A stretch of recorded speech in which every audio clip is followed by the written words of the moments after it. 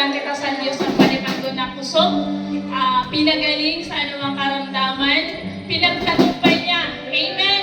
Nagbago sa mga nangyayari sa mundo. Ano mo nangyayari sa ating mga buhay. Sabi nga, nakaligan na si Mana, pero ang Diyos, dili po kita ginapabayaan. Amen. So, today is our first day po para sa ating pang 8 years. Tama? So, damo-damo na si Lord sa aming patunayan sa ating mga buhay. So, pagaluwa-luwa po ba kita? Damo-damo na si Lord sa kinimo. At Diyos, faithful sa buhay sa kadaw-sado.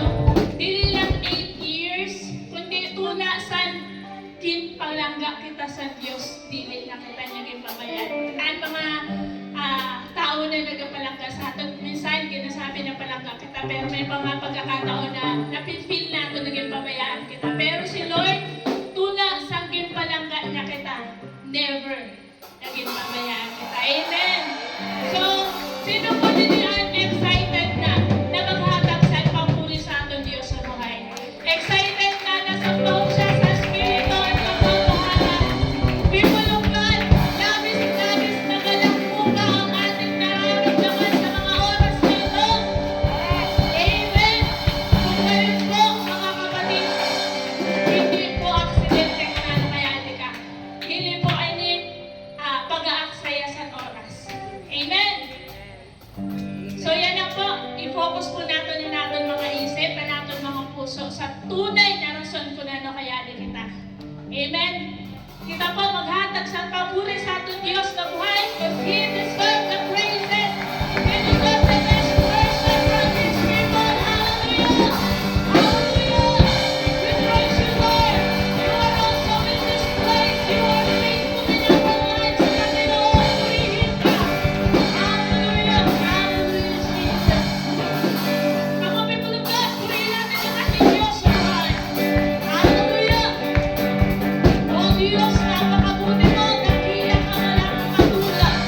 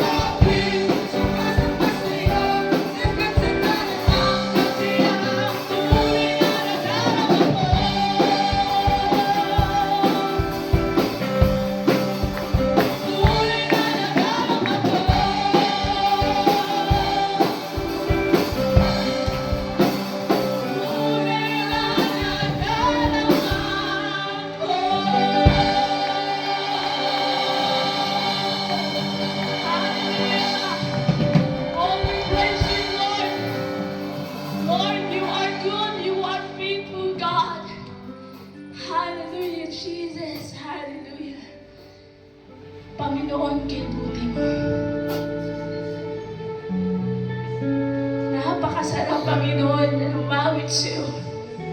Napakasarap.